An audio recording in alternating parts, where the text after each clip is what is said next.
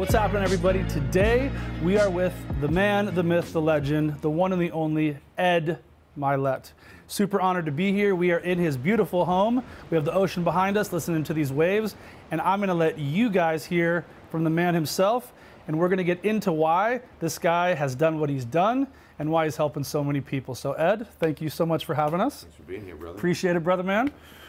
We got to talk a lot off camera, which has been really cool. Yeah. And then we're gonna kind of dive to, like, it's important for me to let all these people know, like, why it's so important for you to even do these interviews. Why is it important for you to let people know who you are as a person?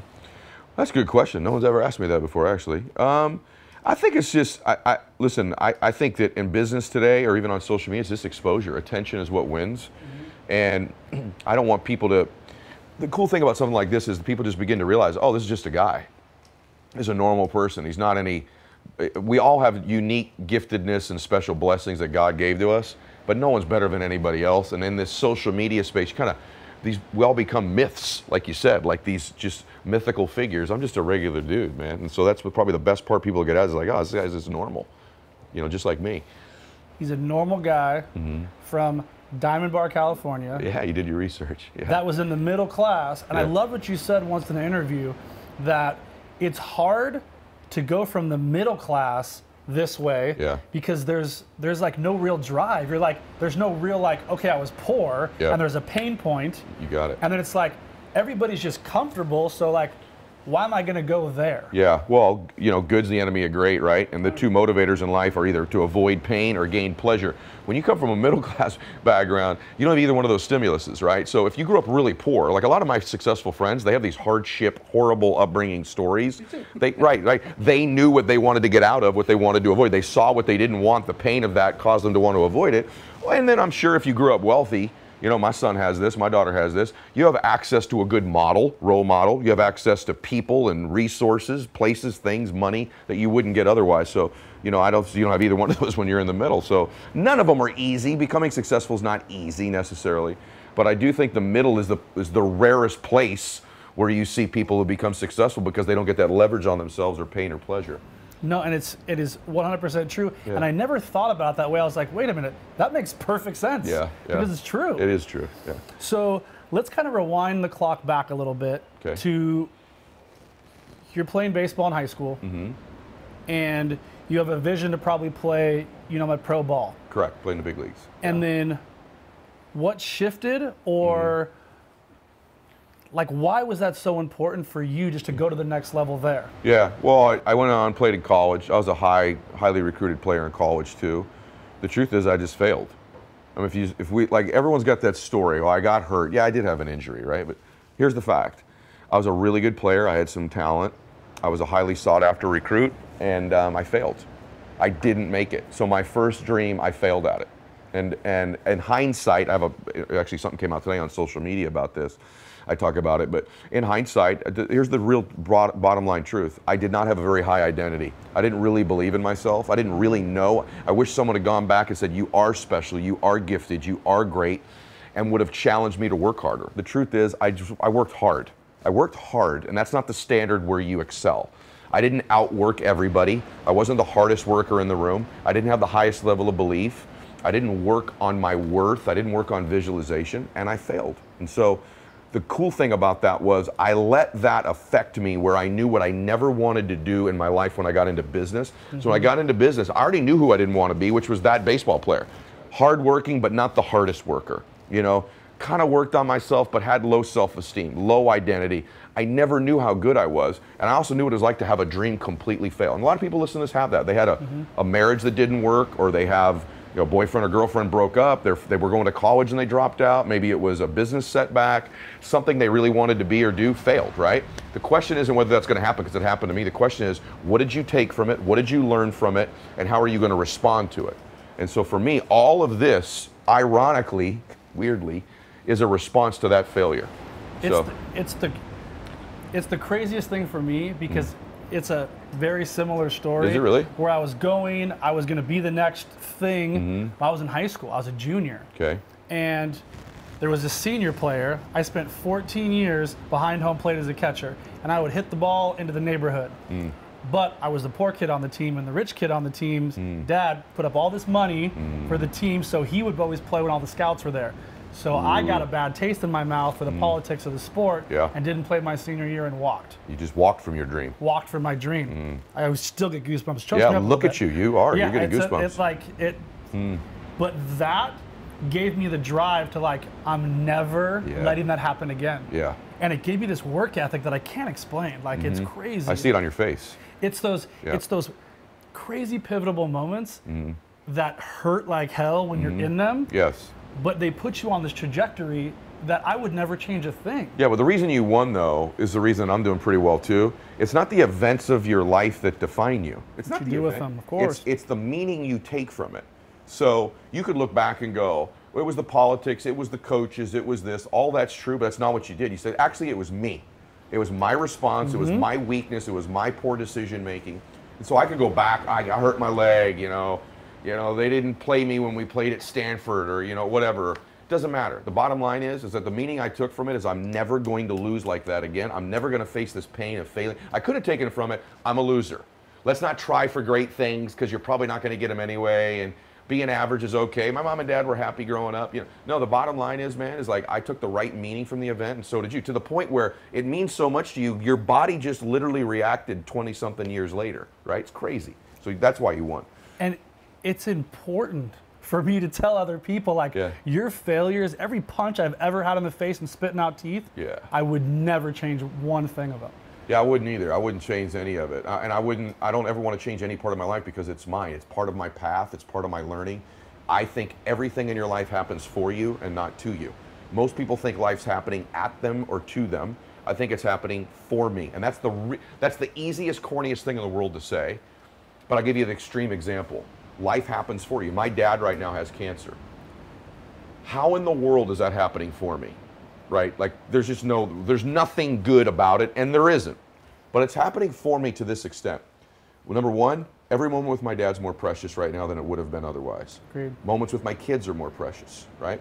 My own health and wellness and well-being became more important. Yeah. Some of this other stuff you see here, which is wonderful, sort of is in its own perspective now. So if you'd said, you can have this house, but your dad dies in a year, or you can give this house up and you get 30 more years with your dad. No brainer. Right? And so I've made that horrific event happen for me. And the people that win in life, that's what I meant by meaning. I've attached a meaning that this is happening for me. For example, my plane got grounded the other day. Sounds so cheesy, my plane, right? But my jet got grounded the other day. There was an issue with our door wouldn't close correctly. And I could have gone, people have had flights delayed, or you're in traffic is probably a better example. For me, it happened to be my plane. But the point is that I sat there and I thought, okay, what do I need to believe this means in order for it to serve me? Because this sucks, this blows, this crap always happens. I mean, now I'm going to miss my daughter's game. I was actually like, okay, Lord. So since I'm going to sit here for the next 2 hours, right, which is what I was going to do, who is it that you made me sit here for that I can go help?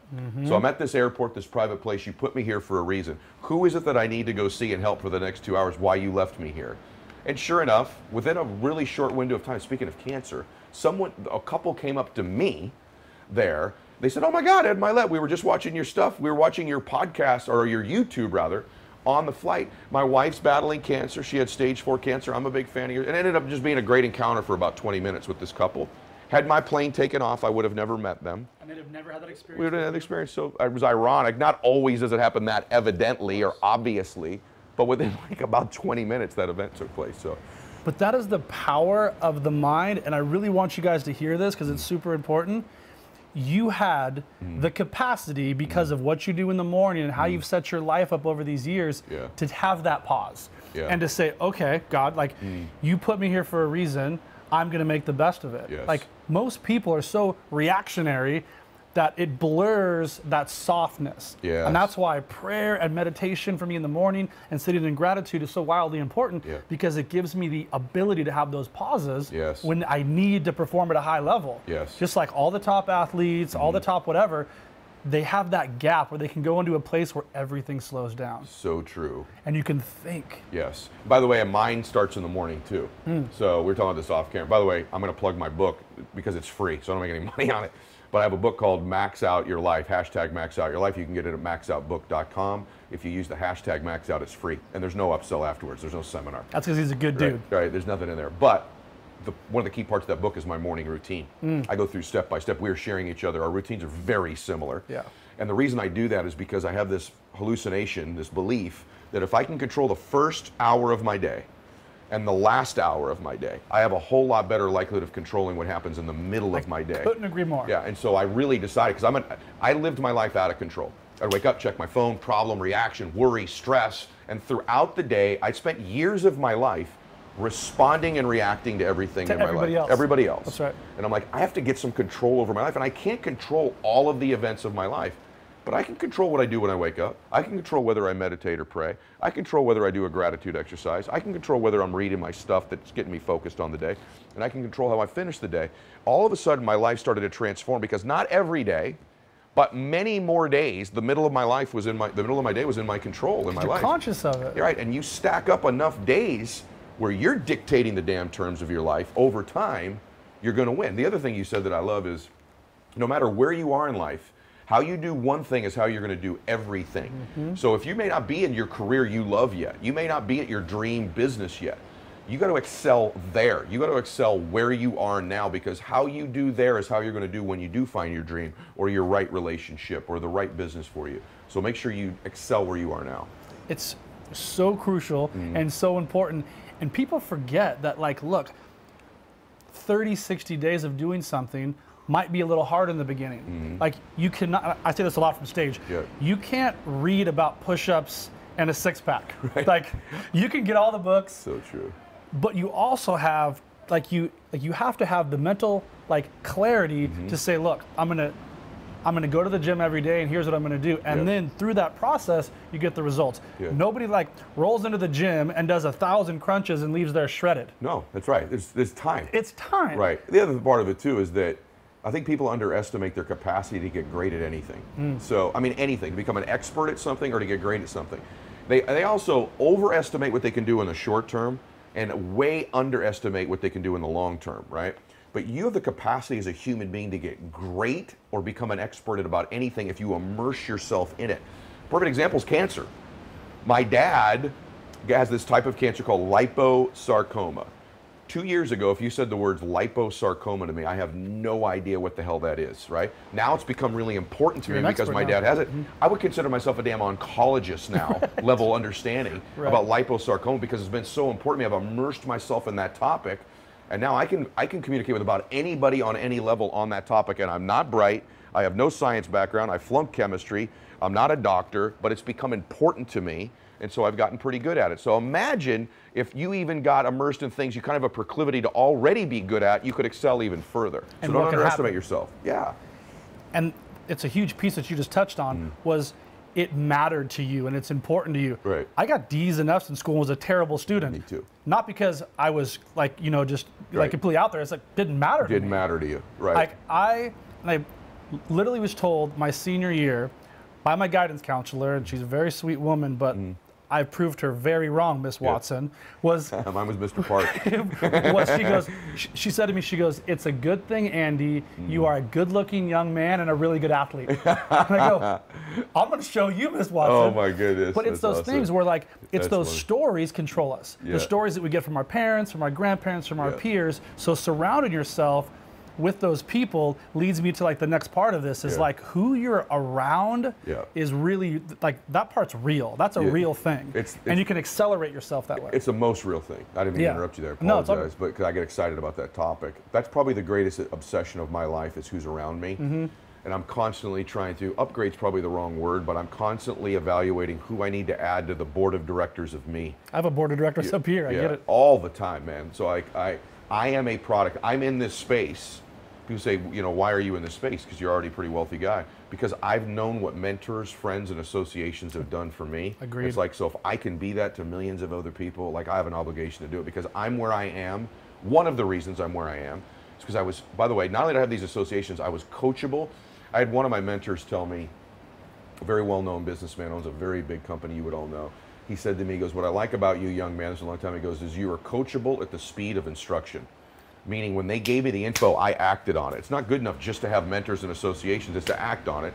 And then from a friendship standpoint, I'm not one of these guys where I dropped a bunch of my friends. There's probably some people you could drop if they're really detrimental to you. Sure. But I don't drop guys I've known 30 years. I think that's bad advice. They may not serve me in business or life, but they knew me when I was nobody. And there's a shared experience. There's a shared experience, but I better add some new ones. And so now I had a couple friends I had to drop. They were, using drugs and getting in trouble, and those guys had to go. So I'm not a drop people person unless it's extreme, but I am always about adding people to my life. The kind of people that when they come over to your house, you're like, you know what, let's clean up. Let's clean up. Like you want to put on the right presentation for them. Exactly. Friends that are really good friends of yours, but to some extent you want to live up to the standards they have, or you want to live up to the way they view you. That's right. You got to have people who view you in your life as you could be, not as you are. Most of your really good friends, the reason you like them is you're comfortable around you because they accept me. They accept me as I am. You ever hear someone say that? They just love me for who I am. That's great, except it doesn't help you change. I want to have some friends who love me as I will be. That's right. That's the separator. Do you have anybody in your life who's loving who you're going to be, not who you currently are? And I'm honest with you, man, I'm like so blessed. I just have those people in my life. I'm obsessed with it. There's a huge thing with me. I'm literally obsessed with growth and expansion as a person, and then to help other people. I feel a massive responsibility because at a very young age, I had some people be like, hey, Andy, and I was the same way. I was very coachable. Yeah. All my coaches, all through my sports, I would listen. Yeah. And then, because I wanted to make them proud of me too. Me too. Like there's that thing, it's a big part of who I am. I wanted them to say, great job, Andy. And I'm like, I lived for it. Yep, me too. So for me, it was this. And now it's your children, by the way. Now it's my kids, it's my everything. Yeah. And now they think I'm a superhero, and it's the best thing ever. They literally think I'm a superhero. Isn't it cool to have your kids, just everybody, I want you to hear this. You just said something super profound that a lot of dads or moms will miss. Your kids' heroes can be you. They are. Dude, and that's like rare, by the way, unfortunately. And you don't want their hero to be some dude on TV or some celebrity. You have the capacity in your life for you to be the hero of your own children. He just told you that he is for his. Mine are 17 and 15. I think I still am for them as well. That's the greatest honor of your life if you have children. It's the greatest accomplishment I could ever dream of. And that's why I'm home at 3 o'clock every day. I love it. I get home at 3 o'clock, and then I show people, like, look, this is possible. When my son Jackson was born, he's now 5. He came like a month early. Jackson? Jackson. Love that name. Awesome. I've got my boys, Jackson and Grayson. They're my great names. Absolute monkeys. I go, please, Jackson, don't come. I had 19 properties in escrow. I'm like, these are all closing this month. Please don't come yet. And sure enough, he came early because he wanted to get after it. But that day, I shifted, and I was like, everything in my whole world changed. I'm like, I don't know how I'm going to do this, but I'm going to work from home for the next 2 years. Like, I shifted my whole business and company so I could do that. Massive. Being a dad is so important to me. It's huge. And by the way, everyone listening to this who doesn't have kids, the millennials who don't have kids, what we're talking about here is that the people that win have the most compelling, massive reasons. You have the biggest reasons. So yours is your kids now, but your reasons could be your parents. Your reasons could be your dreams, right? People say, I don't know what my inspiration is. Always your inspiration will be either your dreams or other people. So just identify those two things, either your dreams or other people. That's where your inspiration is going to come from. That puts you in spirit, which is the root of the word inspiration. And so for you, your whole face changes when you talk about your kids. So that's obviously It yours. is my world. Yeah.